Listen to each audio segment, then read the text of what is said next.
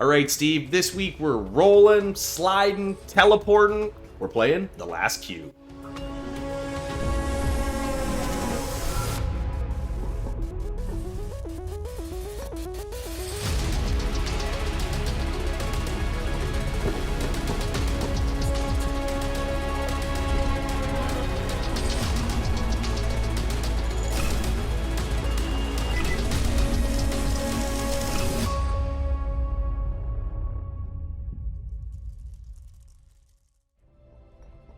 Steve, this week we're checking out a pretty cool 3D puzzler from Improx Games called The Last Cube.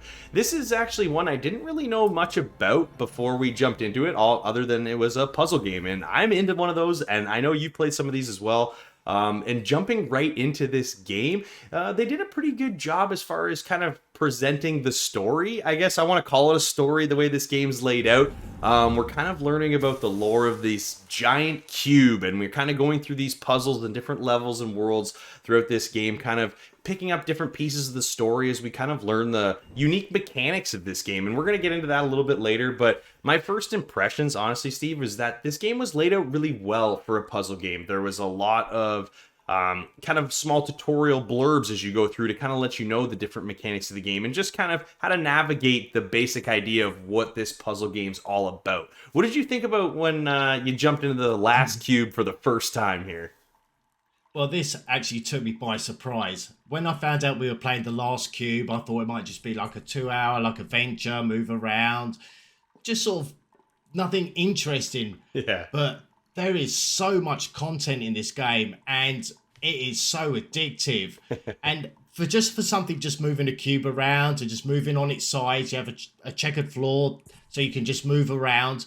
And there's things called stickers, and each one will either it attaches to your cube to whatever side you land on it, and then you can use it to match up with either switches on the floor with the same color. It will either activate certain bridges or pathways, because you can just see them like visible, so it makes it solid for you to cross. But there's a lot more to this than just that as well, because I found it starts off easy, but as you progress, so you've got the switches with the colors on underneath, but if you actually have the color on top, then it actually gives you an activity to do something depending on the color.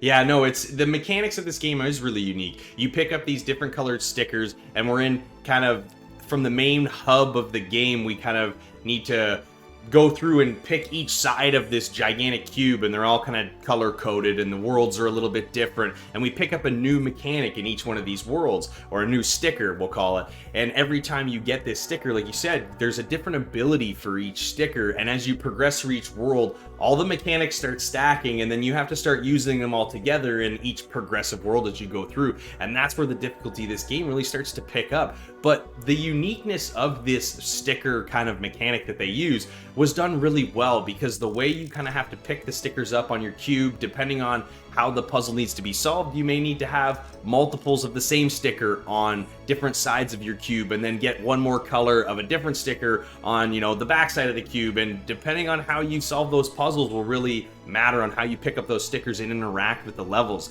And there's a ton of thought put into this. I mean, this isn't something that is just slapped together. You could have, some basic puzzle games. I've played a few in the past, and this one, there is just kind of that extra layer of thought put into it. You can really tell, because these mechanics work well, and they work really well together, especially when you start stacking them.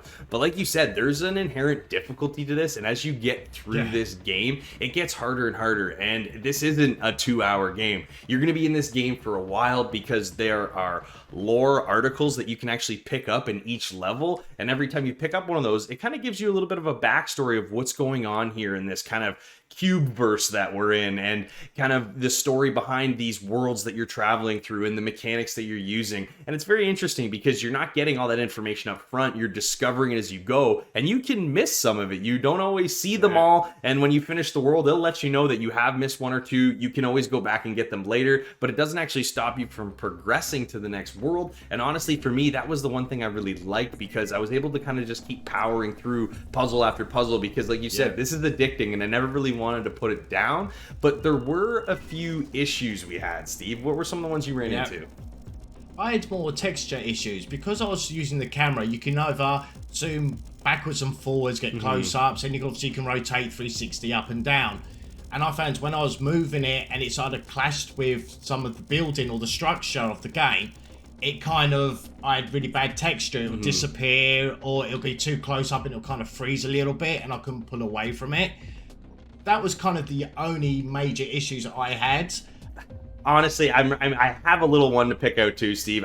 We were both playing on the Xbox Series X, and for me, I wasn't sure at first if it was just my console acting up or if it was the game, but whenever I reached certain checkpoints in each level, whether it was just solving a puzzle or picking up an item, it would freeze for 1 or 2 seconds and then kind of like glitch back into a normal time and keep going, and it didn't really interrupt too much, but it happened often. I mean, through the course of even just a single stage, it's happening, 3 to 5 times. And for me, that started to pull me out of the experience a little bit. I was still really enjoying the puzzles and the different mechanics, and I was kind of just powering through these kind of little graphical glitch hiccups that I was having. But it is something that, over an extended play session or multiple play sessions, it's something I'm probably going to get a little sick and tired of. So it would be nice to see, possibly a, post-reveal patch that would maybe fix some of these issues, the ones you're having, the ones I'm having. Yep. But overall, there wasn't a whole lot to complain about here because I enjoyed this game so much.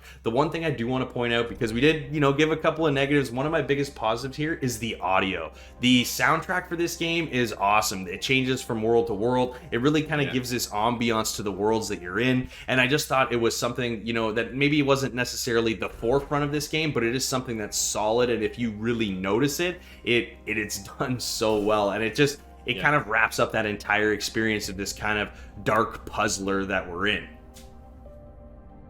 Well, Steve, I'm feeling like a puzzle master because the last cube has got me addicted to puzzle games yet again. I had a blast jumping into this one. I know I had some graphical hiccups, but for the most part, my experience with this game has been solid. I'm hoping maybe post-launch, we're going to be getting a few patches possibly that'll clear up some of these issues. If I didn't have those issues, I could probably give this a little bit of a higher score, but right now, I'm going to give it a 7.5. What are you going to score this one out of 10, Steve? Oh, everything you touched on. Obviously, I didn't have the same graphical issues that you had, but it didn't hinder my gameplay at all. The level just kept on giving. You think you've done one bit, then you go onto a moving platform, and it'll take you another part of that map, even before you go back to the main hub. Yeah. And for everything, I think they're a genius. The way they thought of these puzzles is so much fun. I think it's fun for everyone. I'm giving this an 8. Nice.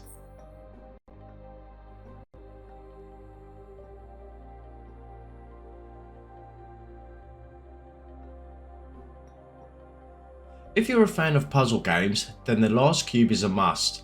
With stunning visuals and audio to match, The Last Cube has lots of hours of fun with creative challenges to explore. This is a game for all ages.